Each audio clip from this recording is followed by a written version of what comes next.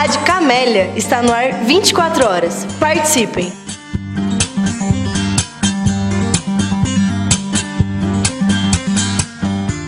Então, meu nome é Edson, sou professor de filosofia. Na escola Mintas de Barros, a gente faz um trabalho interdisciplinar, junto com o professor de história e o professor de arte. Acho que é fundamental, antes da gente pensar na interdisciplinaridade, perceber que ela só existe porque nós temos as disciplinas com seu estatuto, com seu conteúdo e com a sua metodologia. E a conversa entre as disciplinas favorece o processo do ensino-aprendizagem e desenvolvimento dos estudantes.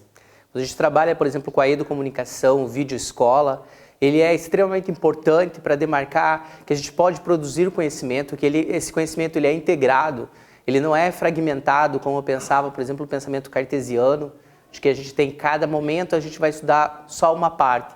Não, o conhecimento é da totalidade. A gente precisa muitas vezes abordar e aprofundar isso de maneira particularizada, singularizada, mas quando a gente conversa e tem um momento de fazer a interdisciplinaridade, esse conteúdo ele é mais significativo para o estudante e para o professor. A interdisciplinaridade é uma das coisas muito importantes que nós visamos muito na nossa escola.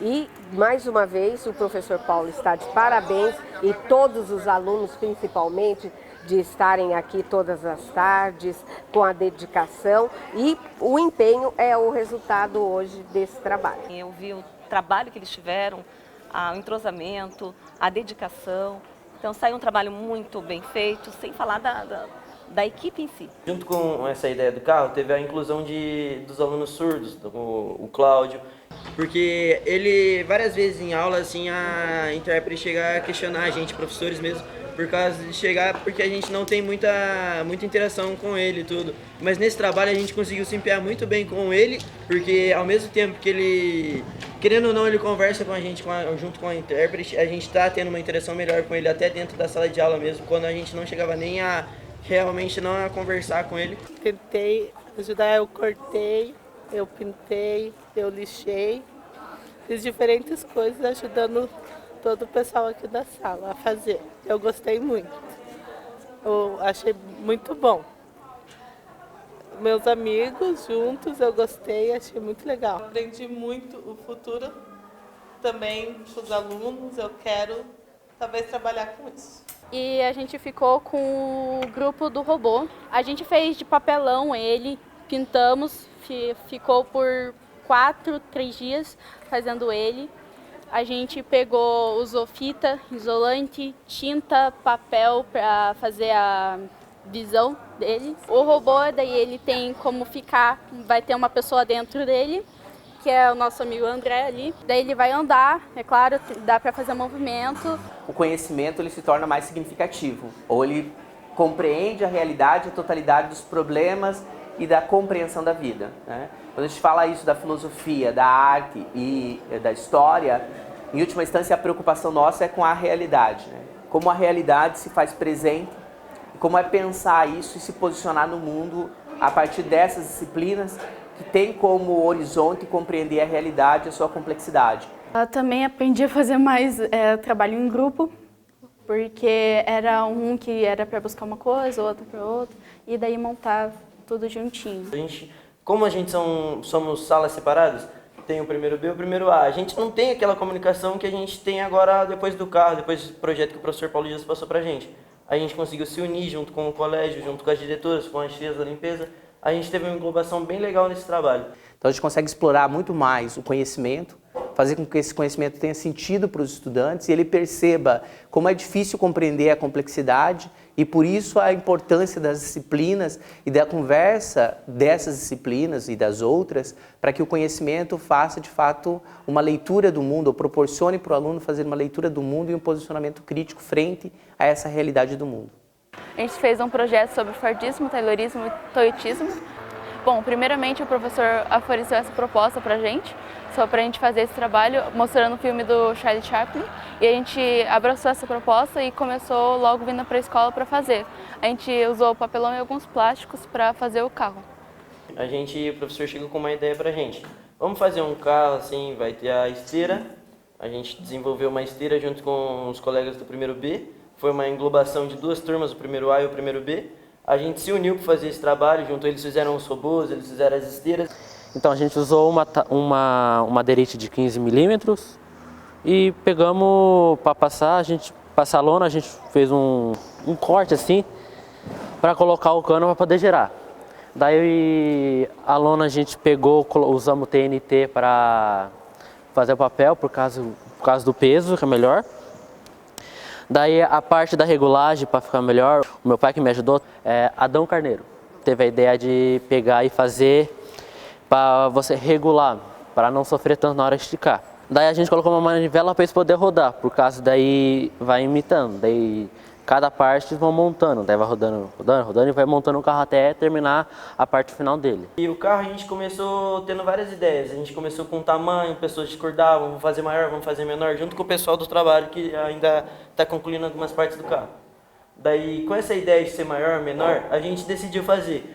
Vamos até a medida da esteira, depois que o Vitor, o aluno do primeiro B, terminar, a gente conseguiu fazer o carro com bastante êxito, assim, a gente teve bastante trabalho na questão de lixar, cortar, pintar, foi bem trabalhoso, assim, várias peças não encaixavam, não dava certo, a gente ia lá, media de novo, tirava certo, a gente teve que fazer tudo exatamente de novo, a gente teve que fazer no mínimo uns 2, 3 carros para a gente conseguir chegar no carro certo. Melhorou o trabalho em equipe também? Assim, A primeira coisa que a gente fez foi fazer as rodas e a gente começou a fazer o chassi do carro, né? A partir do tamanho das rodas?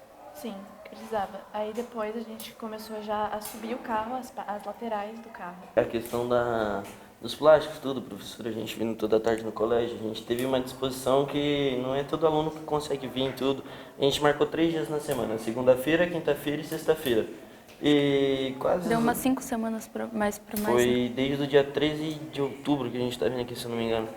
Desde o dia 13 de outubro a gente está vindo aqui no colégio, praticamente toda tarde, para ter essa disposição para o trabalho do professor. E, tipo, a gente está curtindo muito esse trabalho, foi uma coisa bem legal. Eu achei muito interessante a ideia do professor Paulo Dias, porque, como a Duda falou, a gente nunca teve um trabalho assim de todo mundo interagir, e é legal que toda a sala esteja junta, porque cada um expõe a sua ideia, e quando alguma coisa dando errado, vem aqui, porque você não faz desse jeito, porque não faz assim, todo mundo chega a um acordo. E o legal é que quase ninguém da sala se falava. Aí agora todo mundo virou amigo porque fez trabalho junto. O trabalho em coletividade ajuda muito, em muitas coisas, porque, tipo, equipe, você tá pela equipe, se, tipo, é em união, todos juntos, né? Daí, no trabalho, todo mundo, tipo, aprendeu a trabalhar junto, tipo, é óbvio que todo mundo tem ideias opostas, mas, tipo, todo mundo colocou as ideias na mesa, daí a gente viu quais ideias iam dar melhor e foi formulando um carro. Daí, tipo, teve vários protótipos antes, daí até dar o certo. Tipo, o que tem a ver fazer um carro com uma matéria de história? Só que todo mundo se questionou assim a princípio.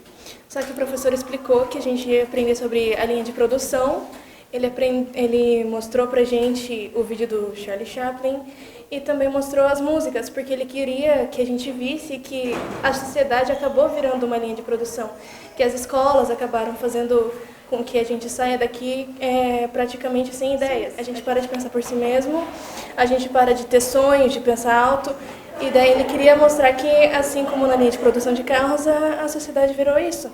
Não, é extremamente interessante perceber um modelo fordista pensando que o objeto, que lá você tinha um único estilo de produção, que é exatamente o que também acontece na escola.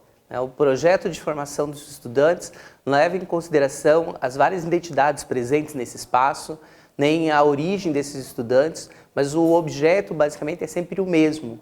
Então, esse é um elemento importante, né? A ideia de que os indivíduos não devem interagir entre si, portanto, a seriedade que tem na fábrica também é incorporada no ambiente escolar. Então, essa linha de produção, que é basicamente você só repassa o modelo produtivo, também está presente nesse tipo de escola. Então, a ideia de que você bateu o sinal também do término do trabalho não tem mais nada a ver, que é o que a gente acaba vendo também com os nossos estudantes. Eles acabam não incorporando a ideia de que a educação é uma educação para a vida. A educação acaba sendo uma educação simplesmente para cumprir a tarefa dada pelo professor. Então, saiu daqui, eu não quero ter nenhum tipo de vínculo com essa produção do conhecimento. Por isso, a dinâmica que os estudantes colocaram é extremamente importante. Pensar num círculo onde todos possam se ver quando se comunica e não simplesmente ouvir a voz. Outra perspectiva importante é que tenha nome e não número, né? Então, que a pessoa possa dizer seu nome quando vai fazer participação na sala de aula, vai fazer uma intervenção, que ela acostume a dizer seu nome, comece a criar uma identidade própria, faça uma interação com o conhecimento, que esse conhecimento possa ser um conhecimento para a vida, portanto, ele não termina quando bate o sinal. O sinal também poderia ser alterado. Né? Pensar em músicas, pensar em uma produção onde os alunos pudessem fazer a interação sobre como fossem esses movimentos que demarcam o fim de um processo educativo. O próprio tempo pedagógico é um tempo fabril. Né? Então, você tem 50 minutos para pensar história, 50 minutos para pensar arte, 50 minutos para pensar filosofia, mas o tempo de produção do conhecimento não é assim. Né? Então, muitas vezes você precisaria de mais tempo, mas não pode. Por quê? Porque é engessado isso. Então é assim, você dá uma aula e logo você cobra o conteúdo numa prova. E aí aquele conteúdo não precisa mais ser aprendido para a vida. Ele só é aprendido para fazer o trabalho ou para fazer a prova. E quando você pensa em um modelo mais interativo, que leve em consideração o sujeito e o seu espaço escolar e a sua vida, esse processo do carecimento e da vida cotidiana tem que pensar que o conhecimento tem que produzir sentido para a minha vida, tem que mudar a minha relação com o mundo. Eu tenho que ser consciente do que eu estou fazendo.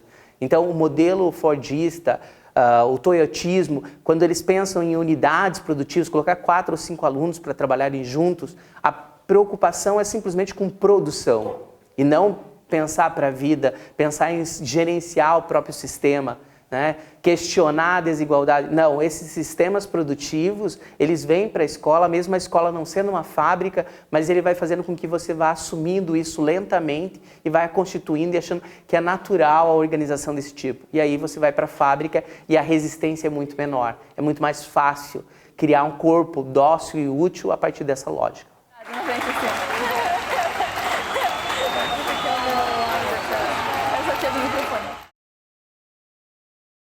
Rádio Camélia, espaço de palavras livres.